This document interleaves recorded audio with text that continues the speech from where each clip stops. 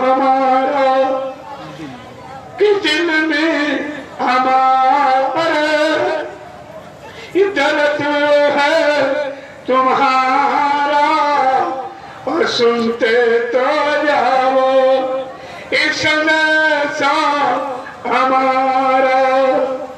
हमने तुम्हारे लिए ये जल से रचाए और गली गली में खूब परिचय बठाए, फिर भी न मानो तो क्या दोष है हमारा और सुनते तो जाओ इस संदेशा हमारा कि दिन में हमारे इतरत है तुम्हारा और सुनते तो जाओ इस संदेशा हमारा।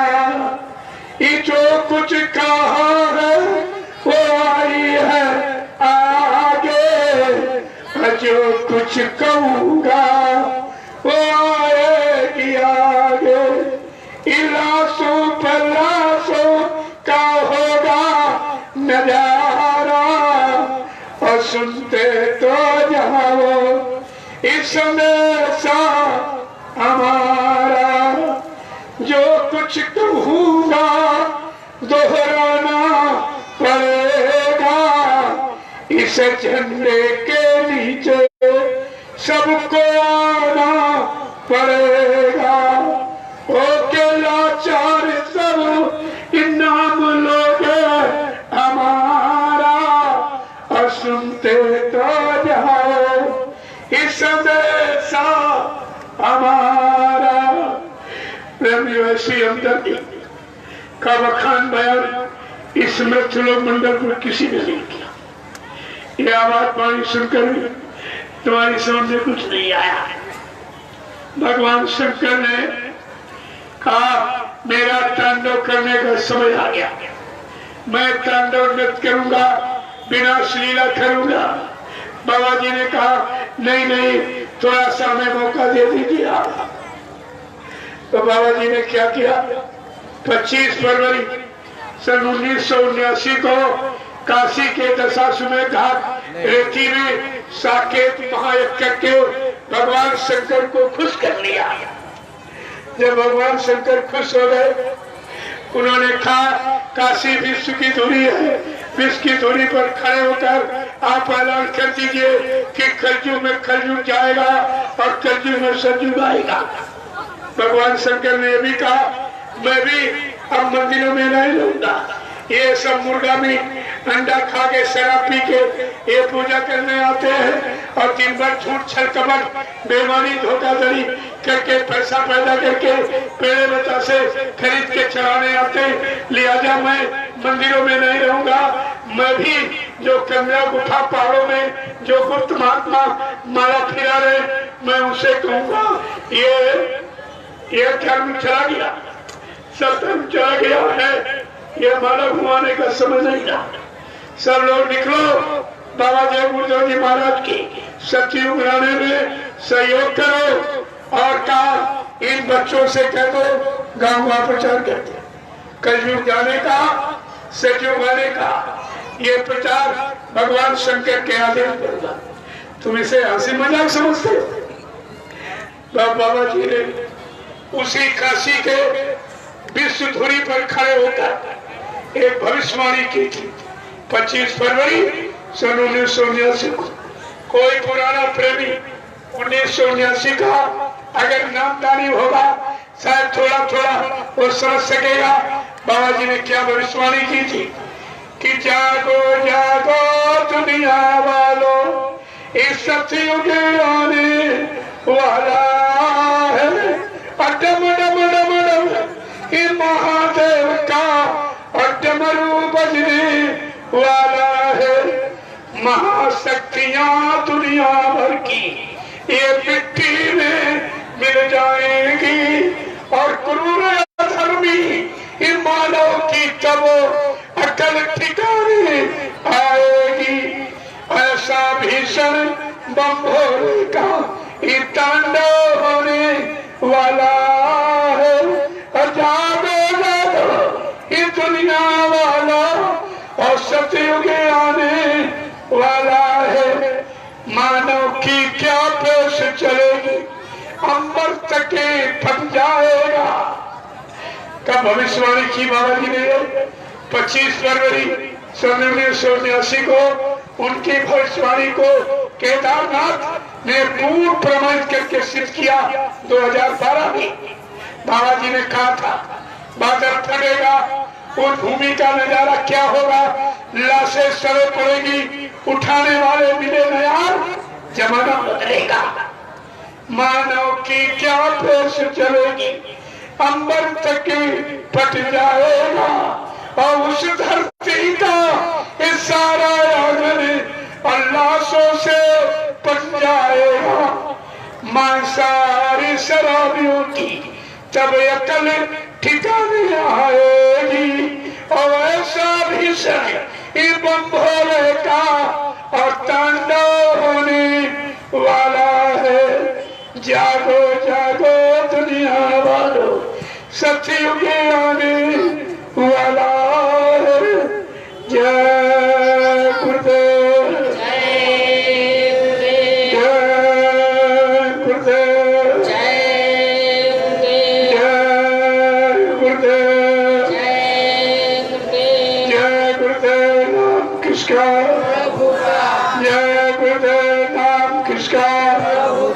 प्रभु का प्यारा नाम।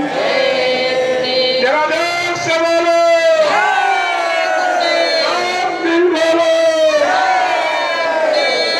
ना होगा।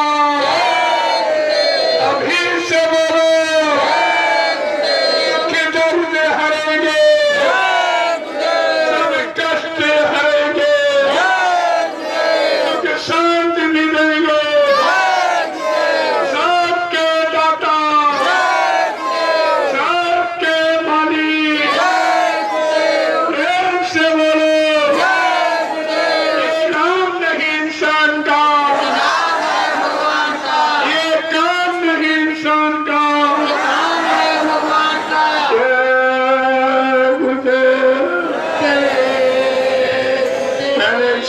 समझ लो, अब हमें आप सबको मानव सत्कर्म के लिए, मानव सद्धर्म के लिए, सच्चे समाज के निर्माण के लिए, नव निर्माण की योजना भूमिका व्यवस्था के लिए प्रेमियों खड़े होने की जरूरत है। अब ये बचने का समय नहीं, खड़े होने का समय। जय गुरुदेव,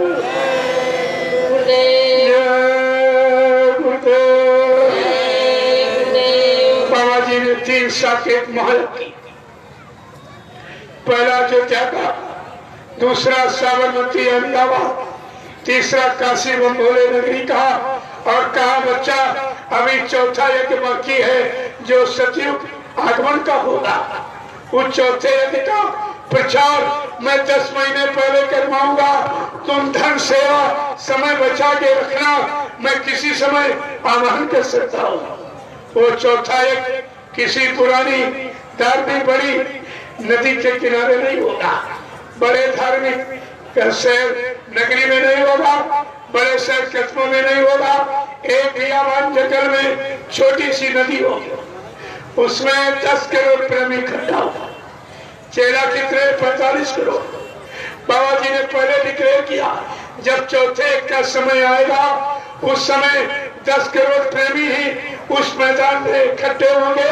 ये स्वार्थी, लोभी, लालची, ये सब कोई इधर भग जाएगा, कोई उधर भग जाएगा, कोई उधर भग जाएगा।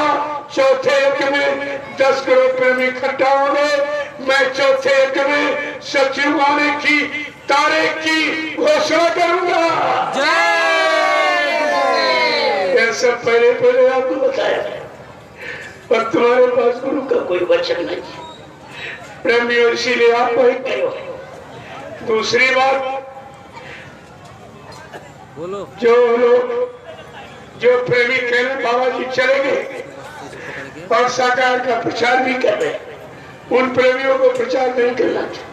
प्रचार हमेशा गुरु के आदेश से होता है, सेवा हमेशा गुरु के आदेश से मांगी जाती। जब ये लोग कह रहे आदेश देने वाले मर गए चले गए, तो किसके आदेश से प्रचार करते हैं और किसके आदेश से सेवा मांगते हैं, एक काम इनको नहीं कहना चाहिए। और इनको स्पष्ट कहना चाहिए कि बाबा जी का कहना था शाकाहारी रहना है, मान लिया जाए चले गए, लेकिन ये कोई नहीं कह रहा। ये सब यही कह रहे बाबा जी का कहना है शाकाहारी रहना है। अरे प्रेमियों, तुम पढ़े लिखे नहीं हो, है सत्य ये वर्तमान का और जिंदे का है। ये सब लोग जिंदे का प्रचार करते, केवल सेवा के लिए तुमको गुमराह करते हैं। इनसे कहो अगर बाबा जी चले गए तो तुम स्पष्ट रूप से ये कहिए कि बाबा जी का कहना था शाकाहारी रहना, मान लिया जाए चले गए, लेकिन ये कोई नहीं कहता।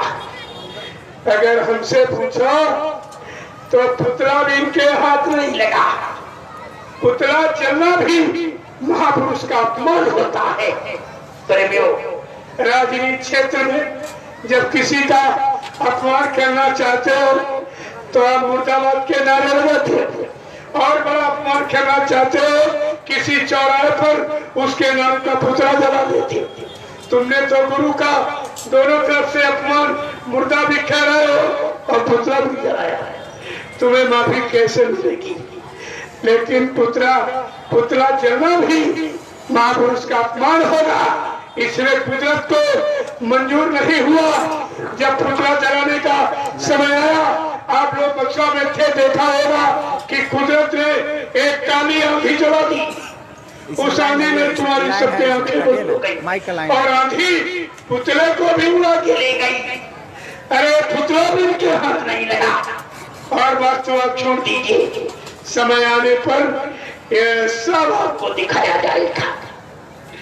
ऐसा देखे तो पहले तुम्हें तो विचार करना चाहिए था, और आपकी समझ में कुछ नहीं आया।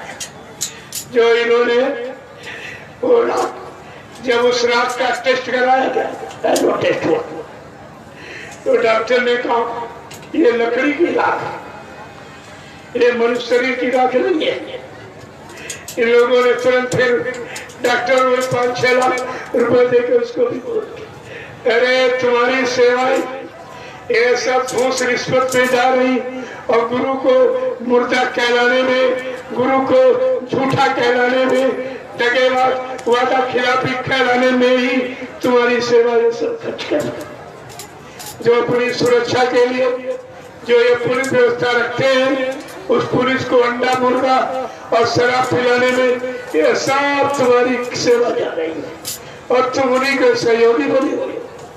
तुमको भी नहीं समझ में आ रहा, ये भी नहीं पूछते भाई ये सब कहा। 12,000 करोड़ की संपत्ति जो मीडिया ने मथुरा में डिक्लेयर किया, आपको पूछना चाहिए कि 12,000 करोड़ की संपत्ति कहाँ खर्च हो गई? जो अभी सेवा मांग रहे हो वो सब कहाँ चली गई? अभी सेवा नहीं बोलते, कहाँ चली गई? आपको ऐसा पूछना चाहिए, लेकिन पूछोगे कैसे? तुम्हें तो कुछ गुरु के वचन मालूम नहीं है, जब वचन नहीं मालूम तो प्रश्न जय गुरुदेव, जय गुरुदेव, जय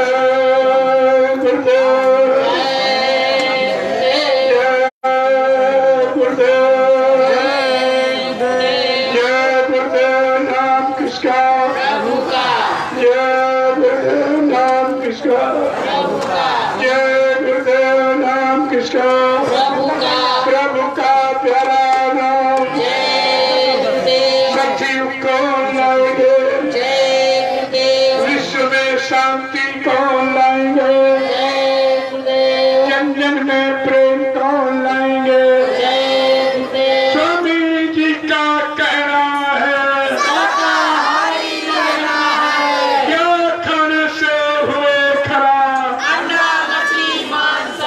क्या खाने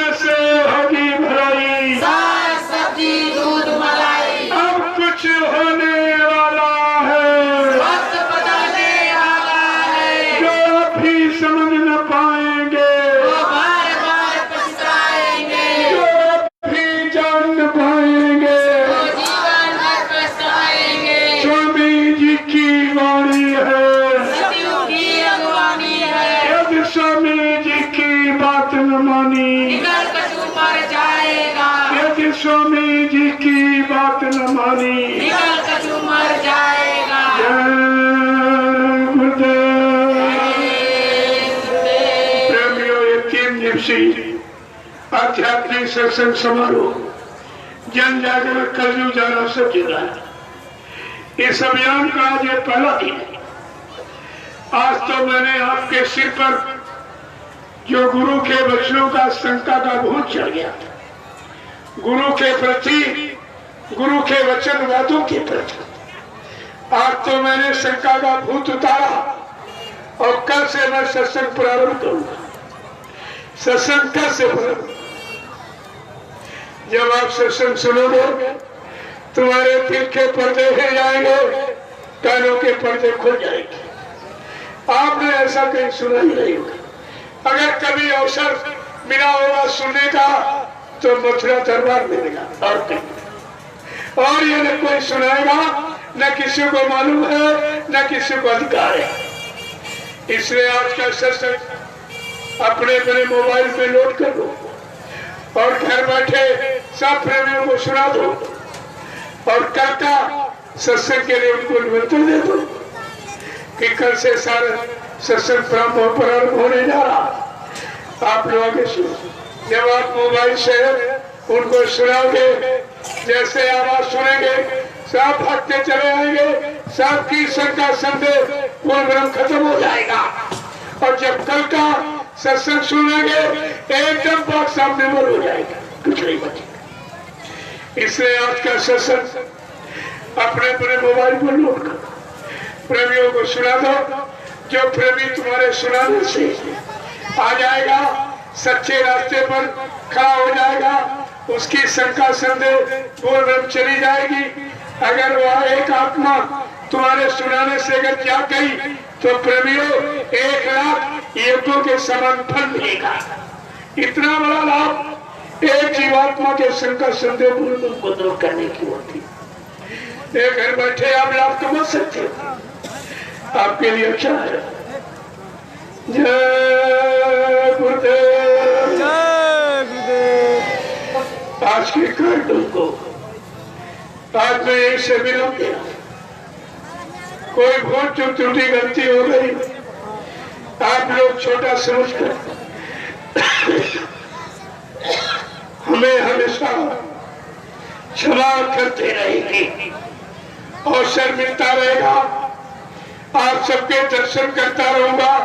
गुरु के अनमोल वचन परिवर्तन की वेला पर किए गए शंकर बातों को तुम्हारे सबके काम तक पहुंचाता रहूंगा। लाइट बंद करो था। मेरा और कोई काम नहीं है, इससे हमको आपसे कुछ नहीं चाहिए, आपसे 1 रुपया भी नहीं चाहिए।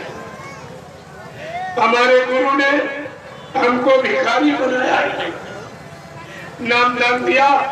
आज जल्दी से नाम की कमाई करके जीवात्मा को जगा लो, जीवात्मा जाग जाएगी, आपका खुल जाएगा, अपने घर के चलने लगी। तो ये सब लोग रात पार धन दौलत उसके चरणों पर न्यौछावर करते। प्रेमियों, हमको आपसे कुछ नहीं चाहिए, हमको तुम्हारी सबकी जरूरत। ये मेरा गुरु परिवार है, हमको अपने गुरु परिवार की जरूरत है। जिस परिवार को जगाने में, खड़ा करने में, सच्चे रास्ते पर में लगाने के लिए जिसको कितनी मेहनत और संघर्ष से यात्राएं उठानी पड़ी। 21 महीने बेड़ी हथकड़ी पर जेल में रहना पड़ा। ये कौन सी खुशी थी जिस गुरु ने तुम्हारे लिए इतना संघर्ष उठाया, कष्ट उठाए, मुसीबत यात्राएं उठाई और जेल में चले गए। 21 महीने बड़ी हथकड़ी पहन लिया, किस लिए? हमारे प्रेमियों पर कोई मुसीबत ना आए, कोई कष्ट ना आए, कोई तकलीफ ना आए, उसके लिए। क्या किसी गुरु ने आज तक धरती पर अपने शिष्यों के लिए इस तरह की मुसीबत उठाई है, इतना कष्ट उठाया? तुम फिर भी नहीं अपने गुरु को पहचान पाए। कर लेगा, अपना बंद कर देगा। कितनी तुम्हारी मलिन बुद्धि है, कितना तुम्हारा मन खराब, तुम्हारी बुद्धि कितनी गंदी है। ऐसे समृद्ध मालिक को जो तुम्हारे लिए कुर्बान है और तुम जरा सा भी बात नहीं सुन। एक भी वचन तुम्हारी समझ में नहीं आ रहा। हमको आपसे कुछ नहीं, अब वहाँ का सुरक्षा छोड़ दो। तो मैं आपके दर्शन के लिए नीचे बैठ जाऊंगा। ऐसे मैं सबको यहीं से प्रणाम कर रहा हूँ और दर्शन भी आपका कर रहा हूँ, लेकिन आपको संतुष्टि नहीं। जरा पास से देख ली, छू लू कौन है, क्या है, ये असली है कि नकली है। ये असली नकली क्या होता? अरे हम कोई कागज कैलेंडर मिट्टी मूर्त जो आप बदल दोगे। देखो यहाँ किसी तरह का भ्रमण प्रचार नहीं होता। हमें बनने की क्या जरूरत? मेरे जैसा शक्ति स्पष्ट कहने वाला तुम्हें हिंदुस्तान में मिलेगा नहीं। मैंने मन से कहा, न मेरे कोई पैर छूना, न मेरे हाथ में कोई रुपया पैसा सामान देना, न हमको इसकी बिल्कुल जरूरत नहीं है। न मैं गुरु जी बनता, न स्वामी जी बनता, न संत महात्मा फकीर बनता। अरे हमें बनने की क्या जरूरत? जो भी आया वो काम करने के लिए आया, बनने के लिए कोई नहीं आया। बनता वो है जिसको यहाँ रहना हो काल माया के देश। जब आपको नाम दिया गया, कहा जल्दी से अपने घर चलने की तैयारी करो। ये काल माया का देश, इसको छोड़ो, अपनी जीवात्मा को इसके घर पहुंचाओ। सारा जो तकलीफ मुसीबत खत्म हो जाएगा। जो तुमको ले जाने के लिए आया वहाँ यहाँ रहने बनने की बात करेगा। तुमने जिनको बनाया, चंदा नोट वोट दिया, महंगाई गरीबी वोट दिया नहीं आपने, और टैक्सों की भरमार सह रहे हो। और तुमने इनको यानी रांची और ये दिल्ली और भोपाल जो आपने पहुंचाया, ये क्या कर रहे हैं? ये तुम्हारा कोई काम कर रहे हैं? जिनको बनाया है कोई काम कर रहे हैं, कोई महंगाई गरीबी दूर कर रही, कोई बेरोजगारी खत्म कर रही, टैक्सों की भरमार, चोरी निकलती कर, बलात्कार और गंदा खान पान जिससे बुद्धि खराब होती, ये शराब और मुर्दा मांस जिससे तरह तरह की बीमारियां पैदा होती, क्या इसको खत्म किया गया? जिनको बनाया ये काम देख लीजिए। यहाँ बनने बनाने का काम है, यहाँ अपने घर जाने की तैयारी हो रही। ऐसा कभी मत सोचो। अब ये जरूर है, जिनको सुनाई दे रहा, दिखाई दे रहा है, कुल लाभ मिल रहा है, दया मिल रही, इसको तो आप नहीं खत्म कर सकते। जैसे लोग पत्थर में भगवान को मान रहे, क्या उनकी आस्था मिटा देंगे आप?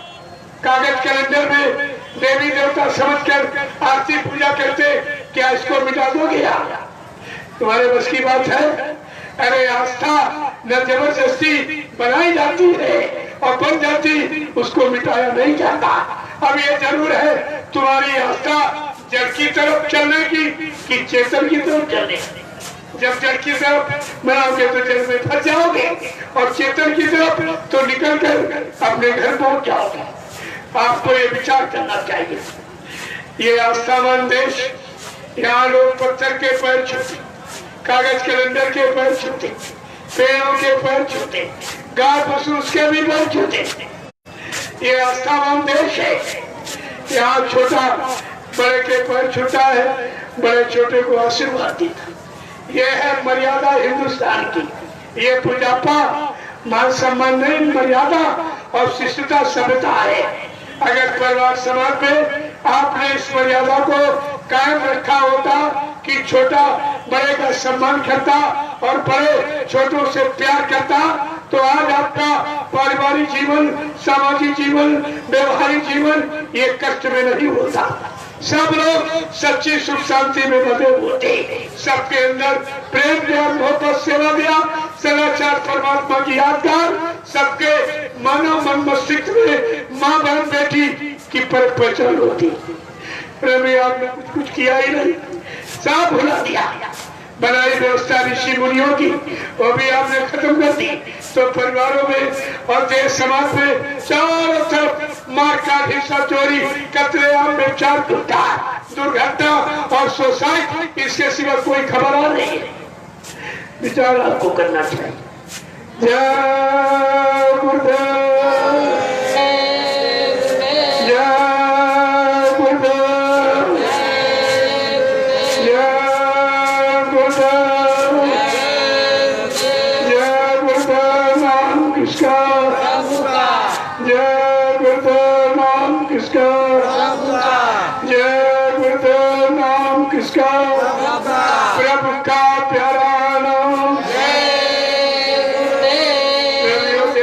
तो मना करता हूँ, क्योंकि जब से मैं आपके आया मेरा कोई नाश्ता नहीं, ये फल फ्रूट मेवा, ये मीठा मीठा घी तेल तला, ये मेरा भोजन नहीं।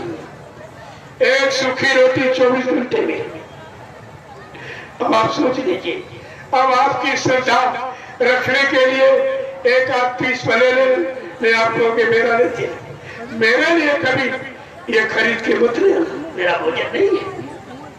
एक सूखी रोटी 24 घंटे हर गरीब के घर में मिल जाएगी। सूखी का मतलब उबली हुई सब्जी, उबली हुई दाल।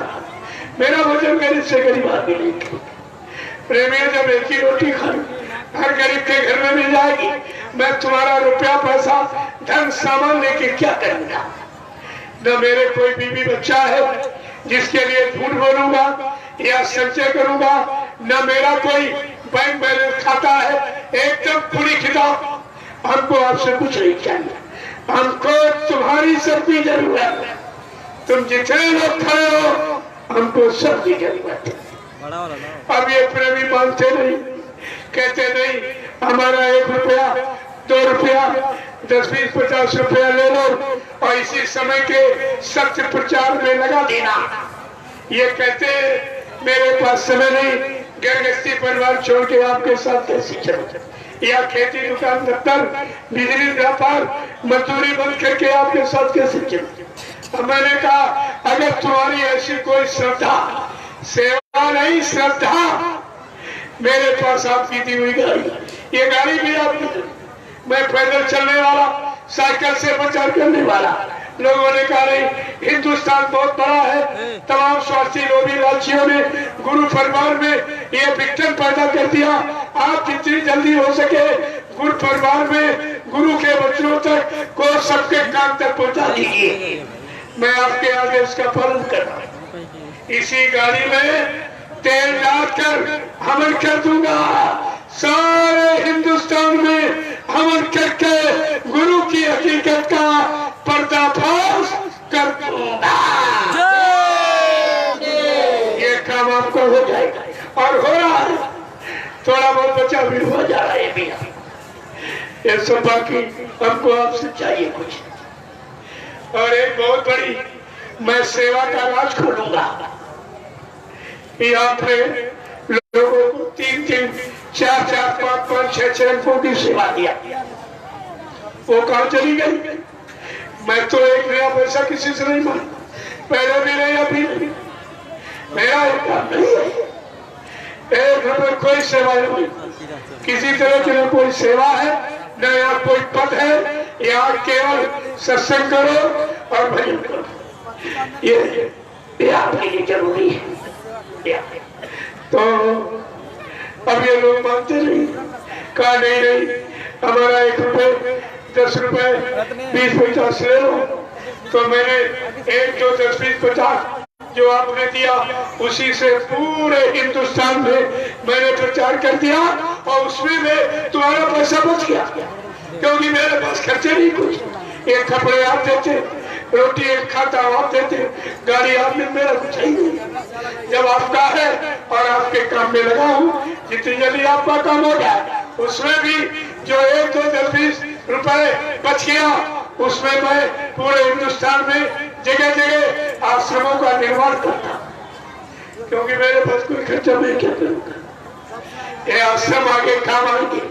तुम्हें तो मालूम नहीं कि दूरदर्शी व्यवस्था जो बाबा जी का संकल्प, जो प्रतिज्ञा है लाने का, वो दूरदर्शी व्यवस्था का, जो दूरदर्शी संविधान जो भारत की खुशहाली के लिए बाबा जी ने अपने हाथ से 88 पेज का लिखा, उसमें लिखा है केंद्र में 25 महात्मा, कोई ये सांसद विधायक कुछ नहीं, प्रधानमंत्री साहब खत्म, केवल सेवादार नाम होगा।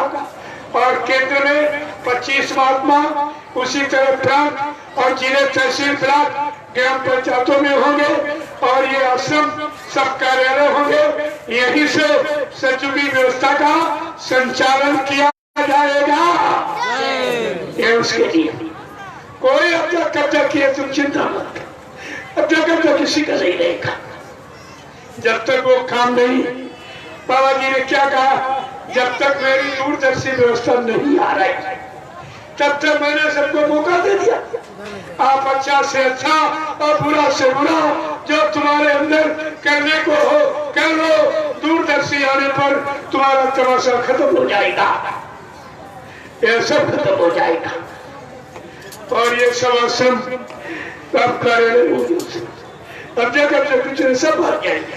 अरे ये दिखाई नहीं देंगे।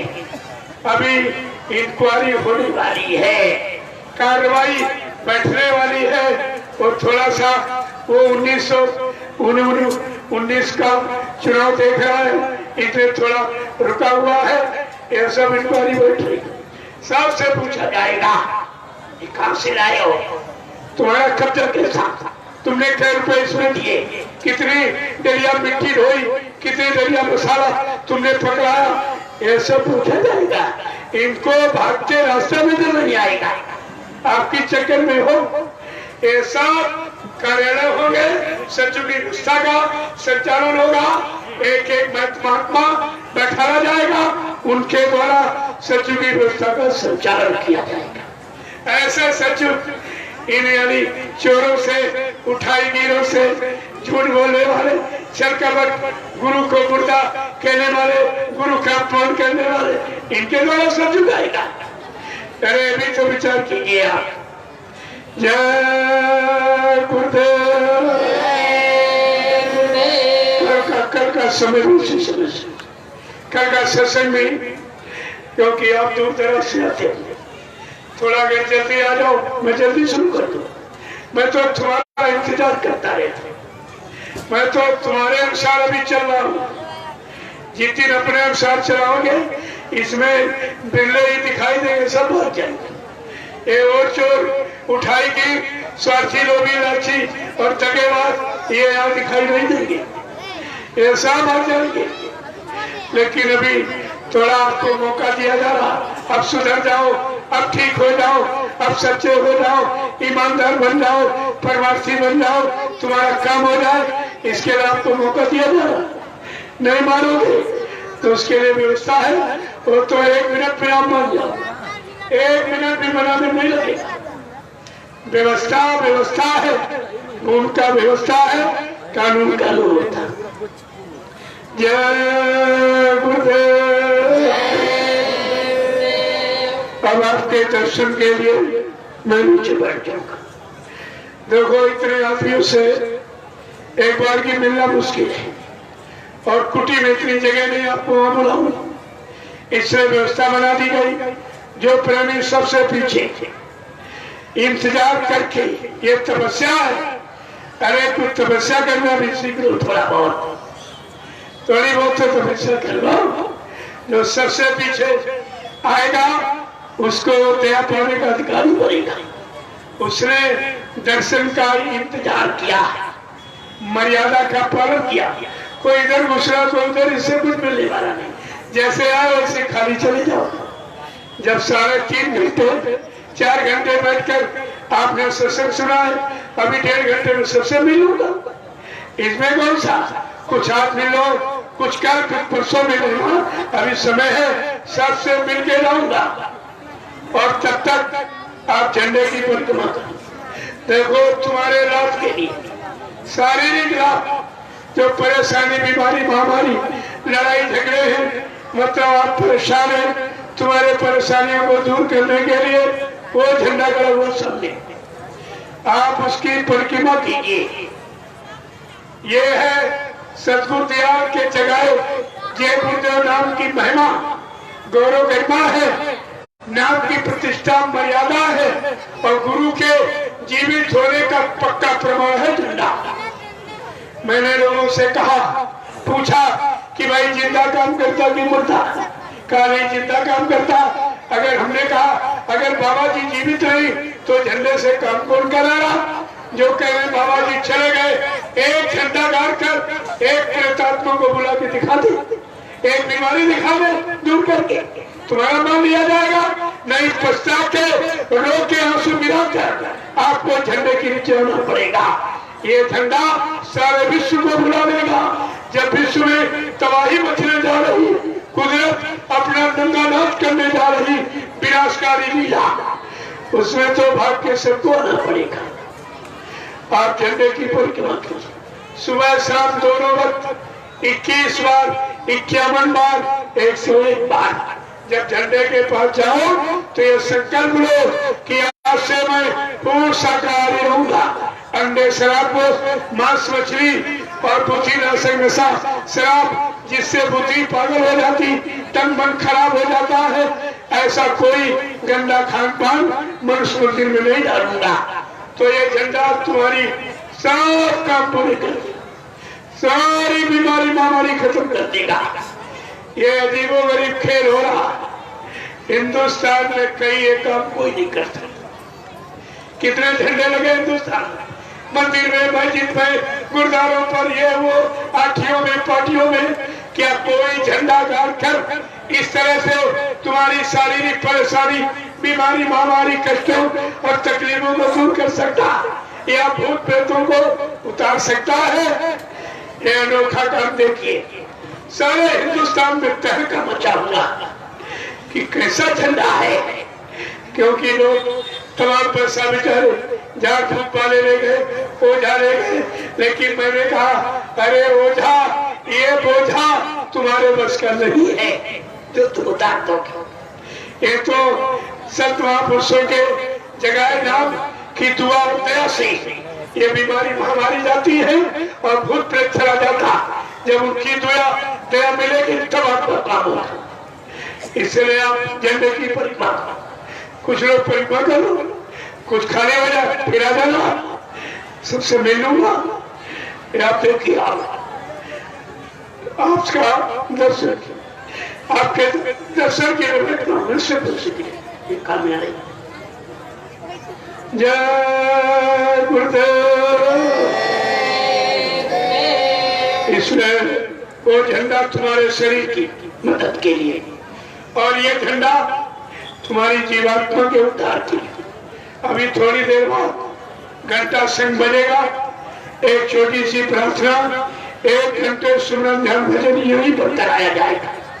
सुबह 4 बजे घंटा संग बजेगा, एक छोटी सी प्रार्थना, 1 घंटे सुमरन ध्यान भजन। ये काम आप पहले कहाँ करते थे, अब कहाँ पर हो रहा, कोई अंतर है? और धीरे धीरे तुमको हकीकत और सच्चाई परसों मिल जाएगी। जो परसों खेल होगा वो तो एक अजीबोगरीब दृश्य होगा जो तुमने हिंदुस्तान में जाके कहीं देखा ही नहीं। चाहे पत्थर का देवता वहां चले जाओ, चाहे जिंदे के बाद सब तुमसे लेते हैं, तुमको कुछ नहीं देते हैं। लेकिन ये सदगुरु दरबार कैसा है, आपको सब तरफ से दिया जाएगा और आपसे कुछ लिया नहीं जाएगा, सब तरफ का लाभ। और मैं अभी शोभा यात्रा निकली थी, देखा कितना प्रसाद लोगों को बांटा गया। क्या कोई प्रसाद कभी देता है? सब प्रसाद तुम अगर ले जाओ, पत्थर का देवता वहां भी ले जाओ तो पुजारी गजा रख दो, वो भी रखवा लेता। तुमको प्रसाद कोई नहीं देता, प्रसाद महापुरुष बनाता, प्रसाद कोई खरीदा थोड़ी जाता। संत महापुरुष अपनी दुआ और दया उस प्रसाद में जब समाज करते हैं, वो प्रसाद तरह तरह की बीमारी महामारियों की पूरी मदद करते हैं। बड़े बड़े डॉक्टर, सर्जन भी इस प्रसाद से एकदम आश्चर्य हो गए जब लोग वहाँ एसीओ में रख दिया उनको। वहां से फोन आया, हमने कहा घर में तुम्हारे प्रसाद हो, धीरज से 1 इलायची दाना 5-5 मिनट पर मुंह में डालते रहो, उसके कान पर 10 बार जय गुरुदेव नाम बोलते रहिए आप।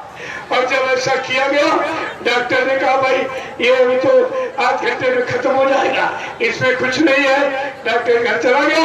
जब सुबह आया देखा वो व्यक्ति बिस्तर पर बैठा मिला। कह रहे तुम जिंदा हो अभी? कल क्यों? कहा तुम किसको मानते हो? कहा गुरु को। हाँ भाई गुरु में ताकत है, मेरी तरफ से तो तुम खत्म हो चुके थे, लेकिन गुरु की महिमा, गुरु के जगह नाम की महिमा इतनी प्रेमियों, इतनी महान है जिससे कोई काम ऐसा नहीं जो तुम्हारा पूरा न हो, बशर्ते आपको शाकाहारी बनना पड़ेगा। केवल एक काम, अगर